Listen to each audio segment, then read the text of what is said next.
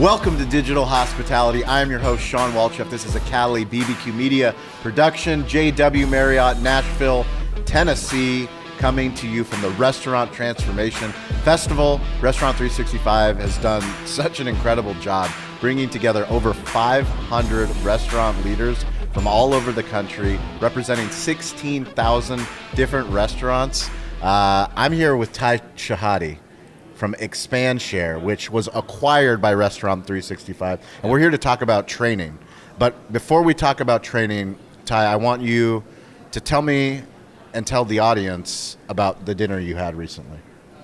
Yeah, absolutely. It was amazing. So, so much good food here in Nashville. Yeah. But one of my favorite Charleston restaurants has a location here called Husk, and went to Husk. Dinner was awesome. There was a big group, so we just How many in the group? There was 8 of us. Okay, so, it's big enough. But it's not that big of a menu, so we decided let's just get one of everything on the menu, and then we can just Family style it. Yeah, absolutely. But what was most impressive about it, the food, obviously, I knew that they were going to nail it, was the server. Her knowledge, like ingredient level knowledge of the menu, of the cocktail menu, of of everything, how it pairs together. Her honesty about giving suggestions and not just leaning on the most expensive item.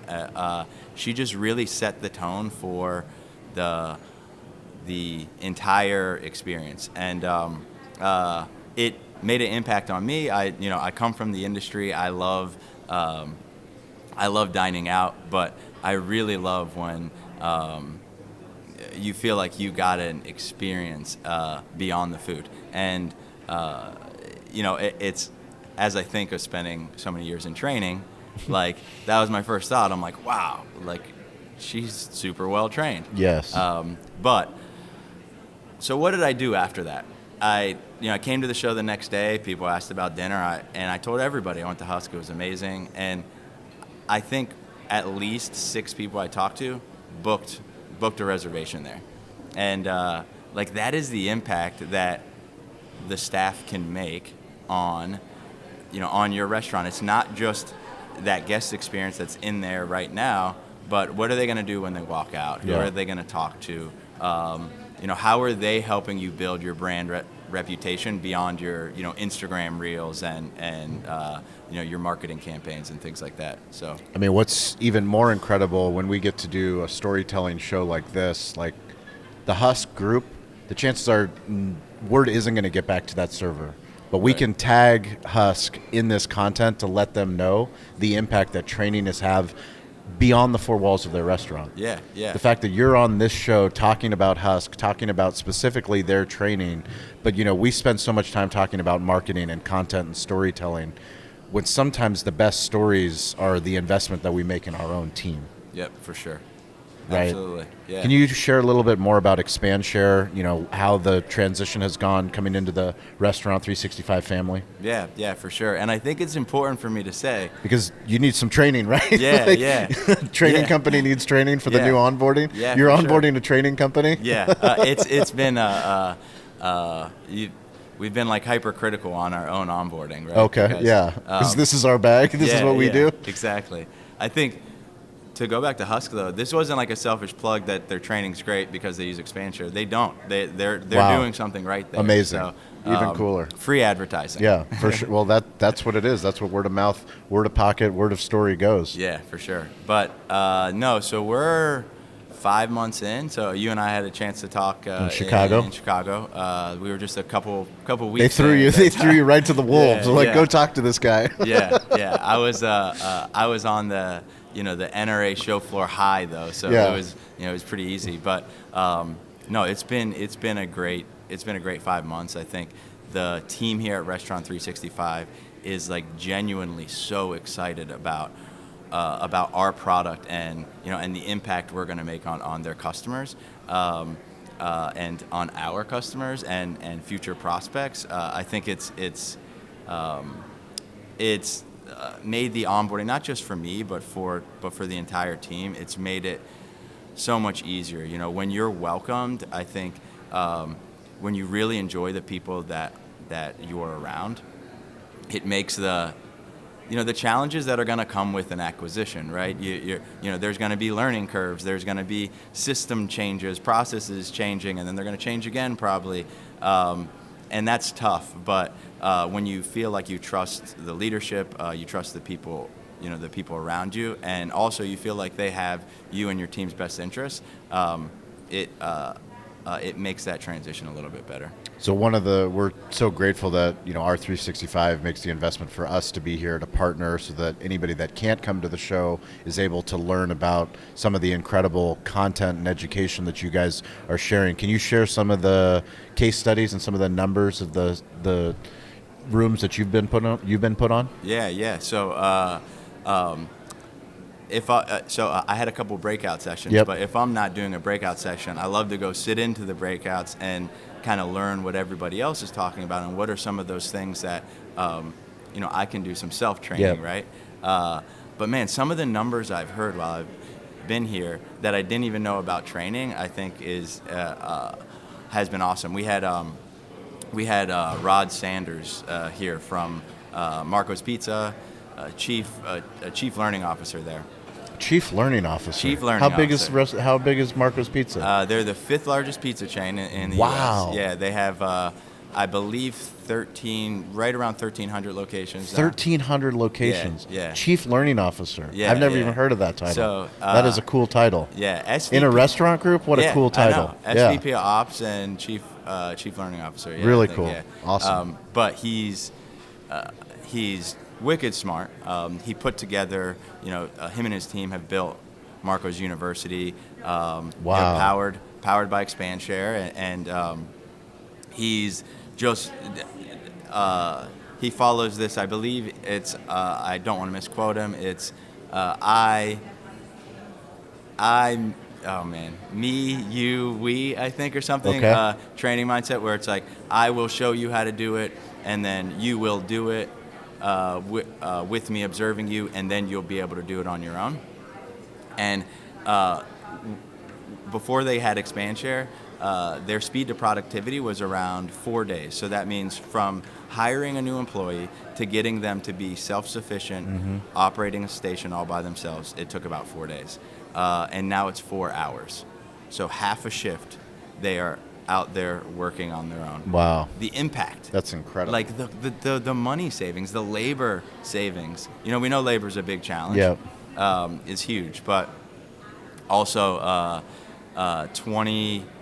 just over 20% decrease in turnover, annual turnover, and across all their locations, the financial impact, because they track the labor costs there, $16 million. $16 million. $16 million. Yeah. Wow. So you can open a couple more stores with that type of savings. Wow. So, yeah. That is, I think for me, having been in the show in Chicago, having, doing events like this, all of the industry work, all the restaurateurs that I talk to, training is finally at the top of people's tongues. Like, people are starting to really understand, like, maybe it's not just a labor issue, maybe it's a me issue. Yeah. And that happens with leadership. It's like once you start to, it's no longer the external factors, it's the internal factors. Or like, what can we do better? And to be honest with you, we've been open for 16 years, and we started looking at our training now that we're opening up, our Navy-based location. It's like, well, how are we going to onboard somebody in a different, QSR model, which is different than this model? And the only way to do that is to look internally and look at what are the processes and the procedures that we have. Yeah, for sure. Why do you think now is the time that people are starting to really, come to R365, especially now that you guys ExpandShare have it? Yeah, I think the biggest reason it is, there's two big factors when we look at labor. I think right now finding people is hard, right? You hear everybody saying, like, I just can't find good people, right? In the QSR space specifically, a third of new hires, it's their first job, right? So it's like, you're not just teaching them how to make your burrito. Yeah. You're teaching them how to do a job, like how to be an employee. Arrive on time. Yeah, exactly. In uniform. How to tuck in your shirt. Yeah. How to say hello, how to smile. Yeah. But I think the two big things are you have restaurants that have to run lean, right? You're running short-staffed. Actually, 60% of restaurants who were surveyed in the State of the Industry survey, no, I lied, 70%. 7 out of 10 said that they're not operating at full capacity due to their labor challenges. Wow. So it's like 70%. That's wow. butts in seats. That's lost revenue. So they're looking at having to run lean, and then the wages going up. So you had an opportunity to meet PK. Yep. PK is amazing. Yeah, awesome. Yeah. And he would say they're about double the minimum wage they pay. And, amazing. Yeah, and they have, but everybody is cross-trained, so they can run lean. So their labor cost is still below the national average. So even though they pay double, yep. So I think that is why we're leaning into training so much. It's because how can we continue to run lean? How can we do the probably overused adage of do more with less? Yes. But really do more with less. How can we have a server take a fourth table so we can run with 7 servers instead of 9? Yep. And I think they're seeing that we have to invest in those employees because the employee's experience is what drives the guest experience. So as you move that experience up, the guest experience follows. How do you learn about training? How do you personally, how do you improve people that are in the training space? Like, how do I stay up to date on my knowledge? Yeah. So there, I think in the hospitality space, there's so many people like PK that are doing some really cool things that I love to sit down, learn from them. What are they doing? You see the restaurants that are being successful, and it's like you want to dig in and learn what is their process like. I was talking to a group earlier today, and I was saying I used to run a steakhouse, and it was almost 15 years ago. Okay. And it is. Do you miss it? I mean, I never left hospitality, but I don't. So, I don't. Opening, closing. What do you miss? Yeah, going to the bank. No, I miss the mid shift. Okay. No, the worst shift, right? No, I'm actually a partner at a bar and restaurant too. That I get. I'm not the operating partner, but I like to get in and. Work a shift every once in a while, so I can keep your skills going. Yeah, exactly.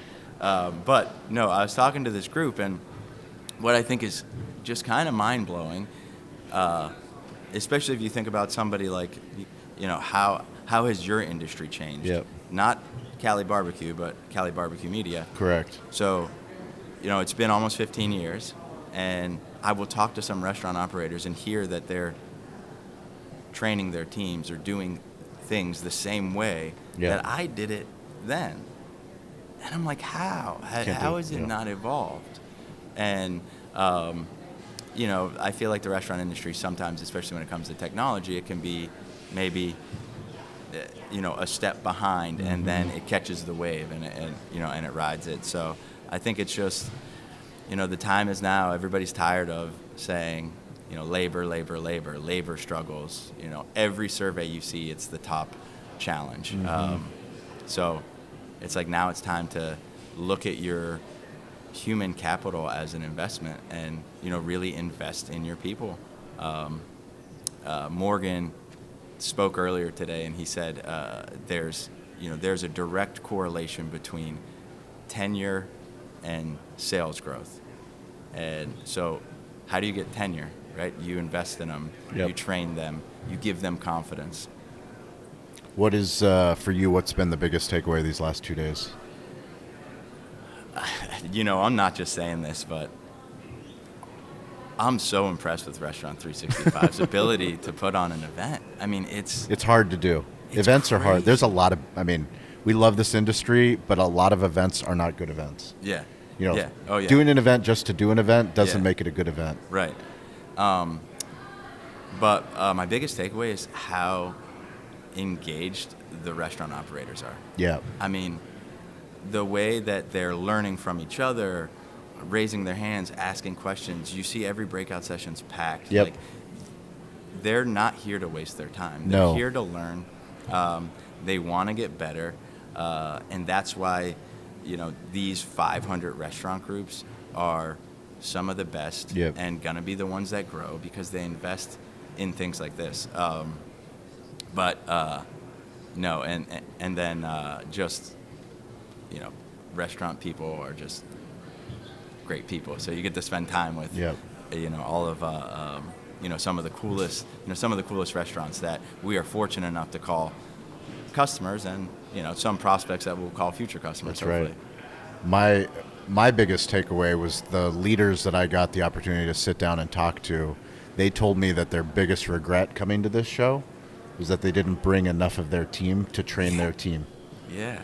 Like, that's how much they believe in training, and that's how much they believe in what Restaurant365 is doing. And they're already booking them for Fort Lauderdale to bring more of their leadership so that they can start getting in front of the leadership here at Restaurant365 and actually using the product. So, I was joking with Tony Smith, the CEO and co-founder of Restaurant365, but tech companies do offsites, because it's mostly remote work where people fly from all over the country to get together to build camaraderie. Restaurants don't do that. But I think big restaurant groups are starting to find the benefit of offsite. This is essentially an offsite where they can get together with leadership in a place where they usually wouldn't, but then make it education focused. Yeah.